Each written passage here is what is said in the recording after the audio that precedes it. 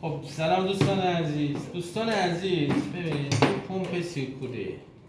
پمپ سیرکوله یه ورودی اینجا داره. ببینید یه مکش یا ورودی آب برگشت آب مدار گرمایشی از زیر بهش میخوره که بشه رنگای رادیاتور مدار گرمایشی برگشت وصله. اوکی. بغلش هم یک راه ورودی داره که این راه ورودیش به مبدل ثانویه وصل میشه. خب چرا به مبدل ثانویه وصل میشه؟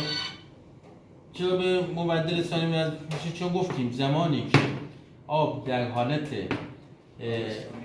زمستانیه و آب گرم میخوان استفاده کنن، شیربرقی یه سمتیه میبنده، شیر سه طرفه یه سمتیه میبنده که آب وارد رادیاتور نشه.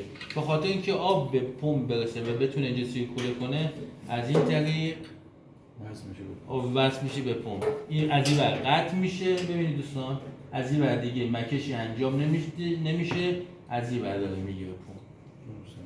آره این هم که مستقیم وصل میشه به مبدل